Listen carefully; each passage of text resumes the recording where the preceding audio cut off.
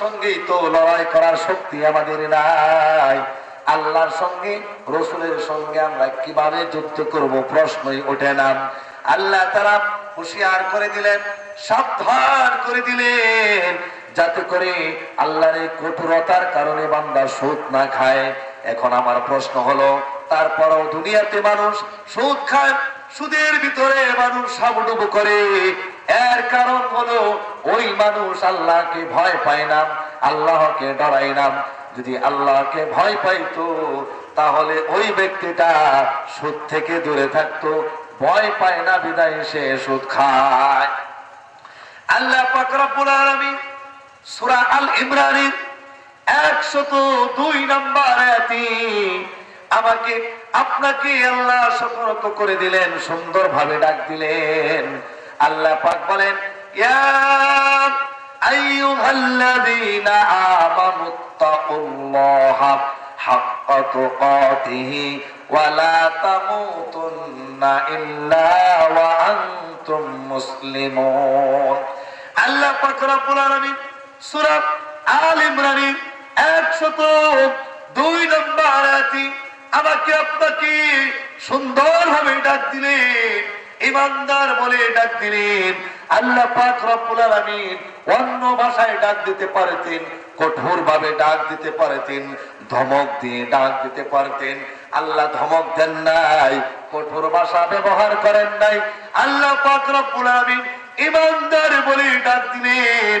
আল্লাহ পাক বলেন, আমি আল্লাহকে ভয় করো, যথাযথ ভয়, যেভাবে ভয় করা দরকার।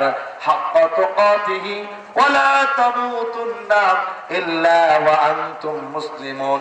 আমাকে যথাযথ ভয় করো, যেভাবে ভয় করা উচিত, এবং তোমরা মুসলমান না হয়ে মৃত্যুবরণ করো না। ও কুরআন প্রেমিক মুসলমান ভাইরা, পর্দার আলীর মা বোনেরা, আখেরি পয়গম্বরের উম্মত, দামি উম্মত, আমরা কুরআনওয়ালা উম্মত। আল্লাহ পাক রব্বুল আলামিন আমাকে আপনাকে মুসলমান না হয়ে মৃত্যুবরণ করার কথা বললেন। এবার মুসলমান, আমরা কেমন মুসলমান? মুসলমানের অর্থ জানতে হবে।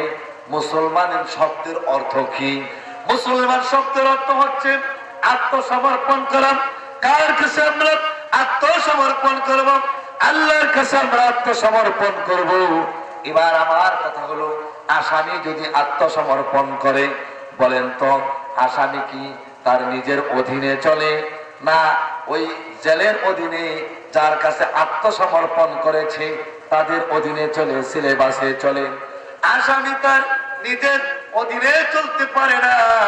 আসামি চলে রুটিন অনুযায়ী, রুটিন মোতাবেক যেই সিলেবাস আছে সেই সিলেবাস অনুযায়ী আসামির চলতে হয়, কারণ সে হাত করা পড়েছে, আত্মসমর্পণ করেছে। এবার যা ইচ্ছা তাই করা যাবে না। আসামি যদি বলে আমাকে একটু সুযোগ দেন, বাহির থেকে নেশা করে আসি, আমাকে একটু সময় দেন, পরিবারের কাছ থেকে আসি, আমাকে একটু সময় দেন, আমার ছেলে মেয়ের কাছ থেকে আসি, মায়ের কাছে বিদায় নেই, বাবার কাছে বিদায় নেই, বলেন তো আসামিকে সময় দেওয়া হবে কিনা? আসামিকে সময় দেওয়া হবে না, কারণ সে আত্মসমর্পণ করেছে।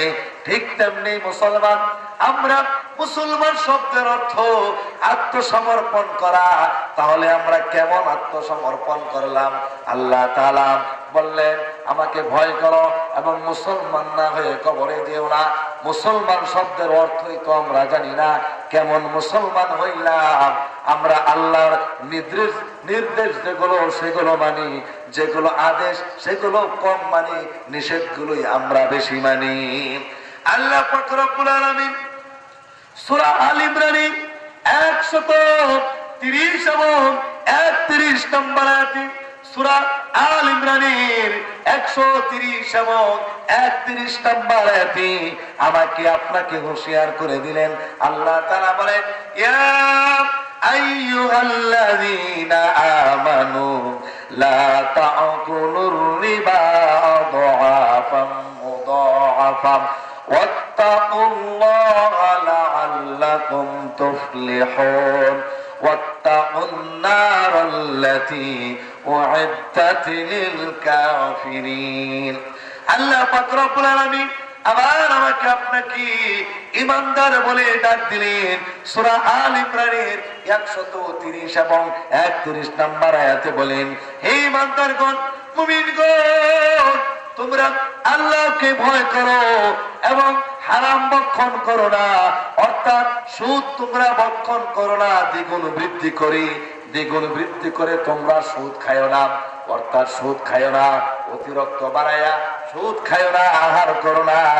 আল্লাহকে ভয় করো, আল্লাহর তাকওয়া অবলম্বন করো এবং ভয় করো উদ্দাত লিল কাফিরিন, ওই আগুনকে ভয় করো, ওই আগুন থেকে বেঁচে থাকো যে আগুন আমি কাফেরদের জন্য প্রস্তুত করে রেখে দিয়েছি। আল্লাহ পাক রব্বুল আলামিন আল্লাহকে ভয় করার কথা বললেন, হারাম থেকে বাঁচার কথা বললেন। আবার আল্লাহ রব্বুল আলামিন ওই আগুন থেকে বাঁচার জন্য আমাকে আপনাকে হুঁশিয়ার করে দিলেন, যেই আগুন আল্লাহ পাক রব্বুল আলামিন কাফেরদের জন্য প্রস্তুত করেছেন। মুসলমান ভাইয়েরা আমার, কোরআন প্রেমিকেরা আমার, ও পর্দার আড়ালের মা বোনেরা আমার, আয়াতের শুরু অংশে আল্লাহ বলেছেন হারাম খেও না, অর্থাৎ সুদ খেও না বৃদ্ধি করে। আমরা তো সমাজে সুদ খাই, 1000 টাকা লাগাইলে সুদ বাড়ে, লাখ টাকা লাগাইলে সুদ বাড়ে, ব্যাংকে টাকা আমরা রাখলে সুদ বাড়ে। এই সুদগুলো আমরা খাই। আল্লাহ তাআলা এটা আমাদেরকে নিষেধ করেছেন। আল্লাহ পাক রব্বুল আলামিন এই হারাম থেকে আমাদেরকে নিষেধ করেছেন। আল্লাহ তাআলা সূরা আল ইমরানের 132 নম্বর আয়াতে বলেন, ওয়াতিউল্লাহ ওয়ার রাসূল লাআল্লাকুম তুরহামুন, তোমরা আল্লাহ এবং রাসূলের অনুগত্য করো, তোমাদের উপরে রহম করা হবে, দয়া করা হবে। আল্লাহ পাক রব্বুল আলামিন আল্লাহ এবং রাসূলের কাছে অনুগত্য করার নির্দেশ দিয়েছেন, অর্থাৎ আল্লাহর হুকুম মানতে হবে, নবীর তরিকায় চলতে হবে, তবে আল্লাহ রহমত করবেন, অন্যথায় রহমত আল্লাহ করবেন না। ও মুসলমান ভাইরা আমার, বন্ধুরা আমার, দিলের কান লাগায় শুনেন, আজকে আমরা গুনাহ থেকে বিরত হইতে পারি না। নামাজি লোক নামাজ পড়ি, হজের সময় হজ করি, রমজান মাসে আমরা রোজা রাখি, যাকাত দেই, মাসে মাসে আমরা উমরা করি, মসজিদে লম্বা সময় দিয়ে নামাজ আদায় করি, লম্বা জামা পরি, পাগড়ি পরিধান করি। ও মুসলমান, তারপরেও আমরা গুনাহ থেকে বাঁচতে পারি না।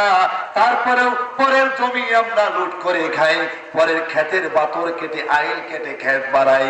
আমরা এরকম ভাবে বন্ধের হক, আমরা বন্ধের ওয়ারিশ আমরা ঠকাই, মানুষদের উপরে অত্যাচার করি। এর কারণ হলো একটাই, আমরা আল্লাহকে ভয় করি না।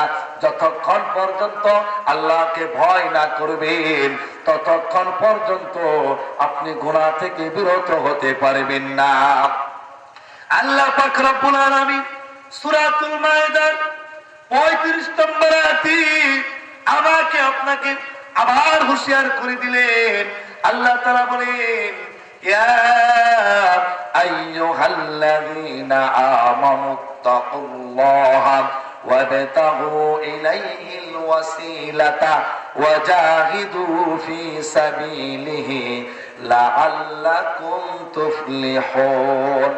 আল্লাহ পাক রব্বুল আলামিন সূরা মায়েদার 35 নম্বর আয়াতে আল্লাহ তাআলা বলেন, হে ঈমানদারগণ, তোমরা আমি আল্লাহকে ভয় করো এবং আল্লাহর নৈকট্য সন্ধান করার জন্য তোমরা তালাশ করো, আল্লাহর নৈকট্য অনুসন্ধান করো এবং আল্লাহকে ভয় করো, যাতে তোমরা সফল কাম হও। আল্লাহর নৈকট্য অনুসন্ধান করার কথা বললেন।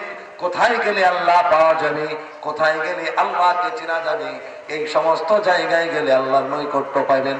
আল্লাহ পাক রব্বুল আলামিন সূরা মায়েদার 77 আর সূরা মায়েদার 57 নম্বর আয়াতে আবার আমাকে আপনাকে আল্লাহ পাক বলেন, ইয়া আইয়ুহাল্লাযীনা আমানু লা তাত্তাখিযুল্লাযীনা ইত্তাখাযু দীনাকুম হুজুওয়া ওয়া লাইবান মিনাল্লাযীনা উতুল কিতাবা মিন ক্বাবলিকুম ওয়াল কুফফারা আউলিয়া ওয়াত্তাকুল্লাহা ইন কুনতুম মুমিনিন। আল্লাহ পাক বলেন, এই বান্দারগণ, তোমরা তাদের অনুসারী হও না, তাদেরকে তোমরা বন্ধু রূপে গ্রহণ করো না, যারা তোমাদের দিনকে ঠাট্টা বিদ্রুপ ভাবে দেখে, যারা তোমাদের ধর্মকে নিয়ে হাসি তামাশা করে, যারা তোমাদের ধর্মের উপরে ঠাট্টা বিদ্রুপ করে, তাদেরকে তোমরা বন্ধু রূপে গ্রহণ করো না। এবার এগুলো লোক আমাদের চিন্তা হবে, কারা আমাদের ধর্মকে নিয়ে ঠাট্টা বিদ্রুপ করে। যারা বলে দাড়ি রাখছো, দাড়ি, তোমার দাড়ি তো ছাগলের দাড়ির মতো দেখা যায়, এই সমস্ত লোক ধর্মের উপরে হাসি ঠাট্টা করলো। যারা বলে মিয়া এখনই কেন দাঁড়িয়ে রাখছো, তোমাকে চাষার মতো দেখা যায়, এই সমস্ত লোক ধর্ম নিয়ে ঠাট্টা বিদ্রুপ করলো, খেল তামাশা করলো। যারা বলে টুপি কেন লাগাইছো, পাঞ্জাবি কেন পরছো, এই সমস্ত লোকগুলো ধর্মকে নিয়ে ঠাট্টা বিদ্রুপ করে। যারা বলে মিয়া বাড়ি কেন পর্দা করেছো, তোমার বাপ দাদারা তো একই উঠানের ভিতরে ছিল, একই বাড়ির ভিতরে ছিল, এক ঘরের দরজা দিয়া আরেক ঘরের দরজা দেখা যাইতো, তুমি কেন বাড়ি ঘেরাও করলা, পর্দা করলা? এক ঘর থেকে আরেক ঘরের খবর নেওয়া যায় না, এক ঘর থেকে আরেক ঘরে কোন জিনিস পাঠানো যায় না।